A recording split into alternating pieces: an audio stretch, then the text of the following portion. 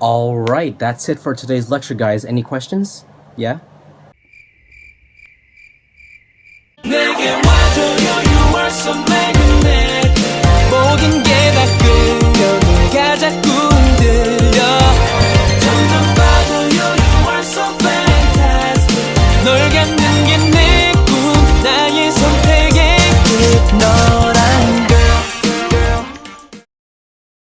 Wearing a hat because my hair does not want to cooperate with me today. Hello everybody, my name is Nathan, and here today in this version of LightHearted, I'm here to bring you great news. We just hit 100 subscribers!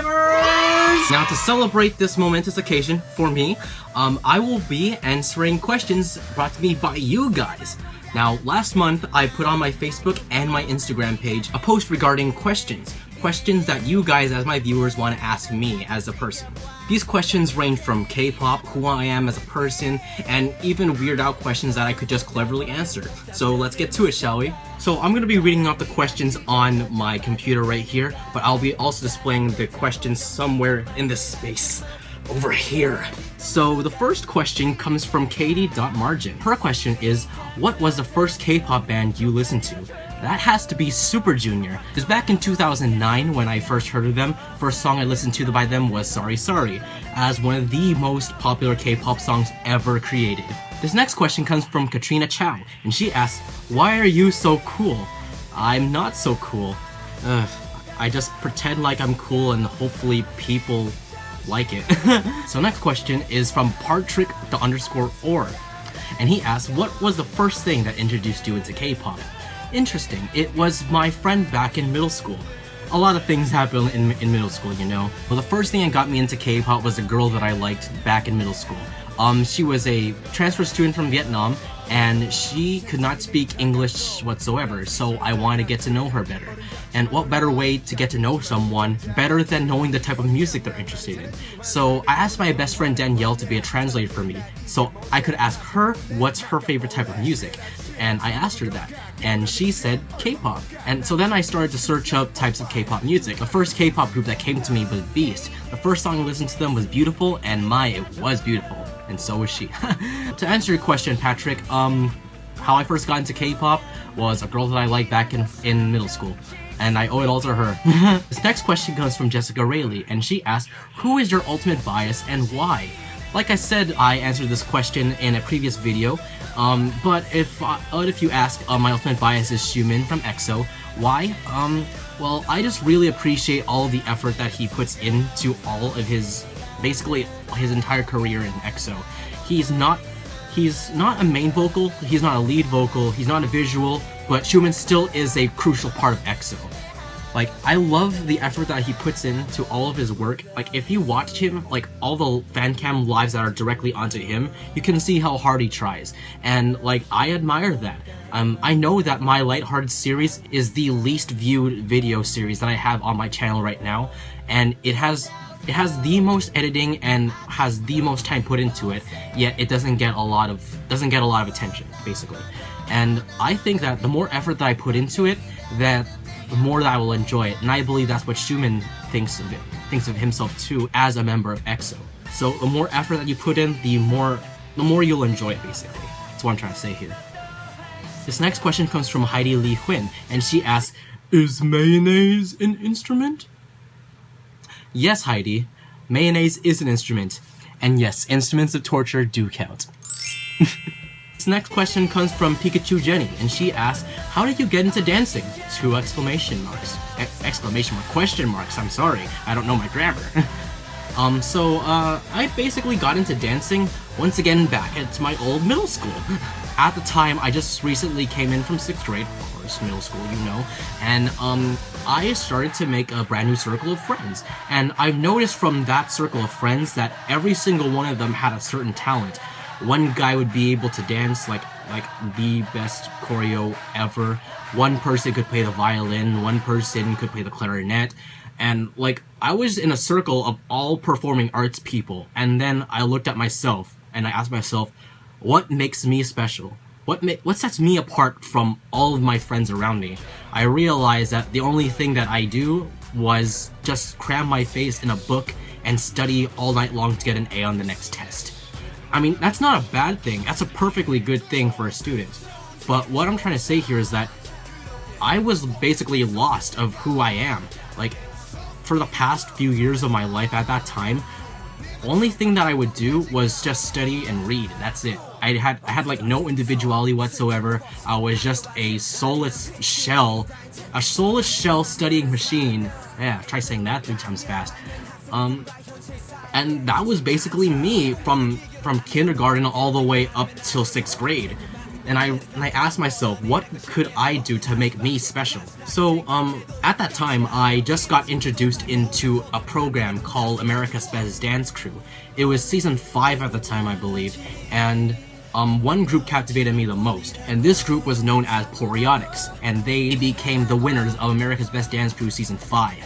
So, I really admire their style. I really love their comedic relief that they put into their choreographies, and I turned to realize that their dance style is the best dance style for me to go for, since I kind of have like a small health condition.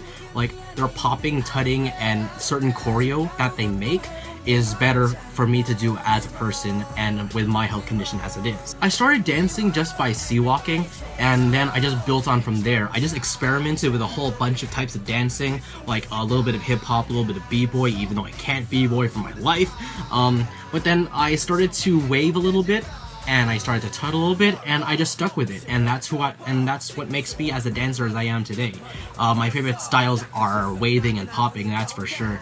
And I'm more becoming like more of a choreo person now, because like I'm not just focusing on a simple tut or a wave anymore. I'm more of like going into like more full-fledged choreo, because I know like a lot of people can hit a flare, a lot of people can do as much waves as they can, and they can make tuts and like go in all kinds of intricate shapes and everything, but the meat of dance, if you will, the meat of the dance is within the choreo. So I more of like wanted to focus towards there, so I can have myself an even stronger foundation as I go on dancing. And I hope that answers your question, Jenny. This next question is coming from one of my friends back from high school. He asks, "Are you living like Larry?" I wish, Nick. I wish I was. This next question comes from Nathan Ta, and he asks, "How did you like high school? Is there anything you regret doing or not doing? And which year of high school did you think was the best?"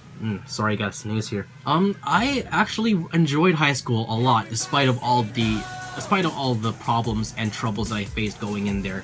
My friends who were seniors from all 4 years, they kept telling me that high school would pass in a blink of an eye, and they are not exaggerating.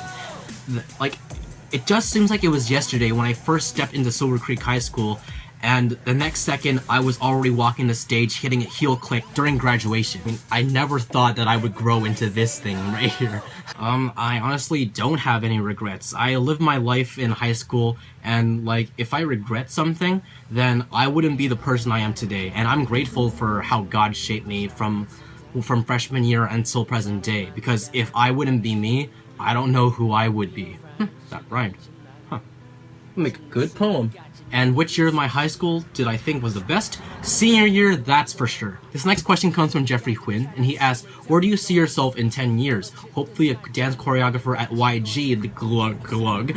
Well, you see, Jeffrey, in 10 years, I'll be 28 years old. 28? I don't know. If you're asking like what kind of job I'm planning to go for, I kind of want to try to work at the Veterans Hospital, aka the VA. Like, I have a big respect for the heroes of our country, and like, I believe that if I work at the Veterans Hospital, I can return unto them the gratitude for protecting our country, you know? This next question comes from Elisa Fan. She asks, "So Nathan, who you got your eyes set on?" I got my eyes on you. You're everything that I see. I want your high love and emotion endlessly. This next question comes from Zaylin Q. She asks, "Who's your favorite K-pop group?" BTS, hands down. This next question comes from D. Denise, or aka KDJ Dancer, the girl that I shouted out in my last reaction video. She asks, "I'm wondering what software do you use to edit your videos?" Okay, so no one's really asked me this question, so I'm glad that you asked, Denise. I use iMovie since I have a Mac computer at my home, and that's what I use to edit all of my videos, from dance videos to reactions and whatnot. What I use to record is my iPhone 6 Plus. It's mounted right here on my whiteboard. When I give my home tour, I'm going to show you exactly how I record. This next question comes from Diane Flores, and she asks, "What is your deepest, darkest secret?" She's on to me. And this last question comes from Michelle Din, and she's asking, "Are you looking to become a professional dancer?" Hopefully someday I will become a professional dancer. But like I said in the previous question before, I want to get a good paying job first, and then probably have this as a side career. But the thing is, I'm kind of thinking of trying to make it big on YouTube first through my dance videos. Trying to get up with my reactions and putting my dancing as a side content, kind of like that, you know. I want to make myself known as a dancer out in the community. I'm inspired by Ian Eastwood and Brian Puspos and all the other kind of dancers out there. Like, they're my inspirations for dancing. Also, Katie J. Dancer is my inspiration, Josh Baltazar, Poriotics, Most Wanted Crew, Kinjas, and so many other people inspire me to dance. I really love dancing, and that's basically what makes me me. Who I am as a person, I'm a dancer, and I dance for me, I dance for my faith, and most importantly, I dance for God. And if you're wondering, there's a Bible verse about dancing. It's Psalms 149 verse 3. Alright guys, that's my time. Once again, guys, thank you so much for subscribing to me. It's crazy how I got so many subscribers in so little time. I don't know how my videos blew up so much. I don't know why you guys are subscribed to me in the first place, though. I'm just an awkward Filipino boy in this little room of mine. I'm just a Disney crazed, K-pop crazed boy who just wants to show his love for K-pop, dance, and music in life.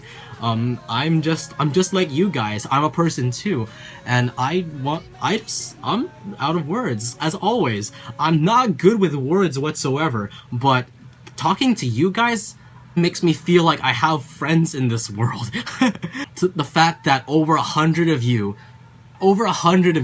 are actually willing to watch my awkward dumb videos and just like continue to watch my awkward reactions and my dancing that's almost up to par to the sub level, that I'm astounded that you guys actually want to watch me. And once again, thank you so much, and I promise you guys I'll put a lot more content now. If there's any questions that you guys have for me regarding who I am as a person, to my K-pop life, to my dancing life, or any kind of question in general, like if mayonnaise is an instrument or not, then please leave it down in the comment section below, and I will answer them, because I do read your comments, and I will try my best to reply. If I don't reply, it means that my computer's acting up and I can't reply to you. I'm sorry! That's it for today's LightHearted series, guys. Until then, my name's Nathan. Until then, see you guys next time. Goodbye.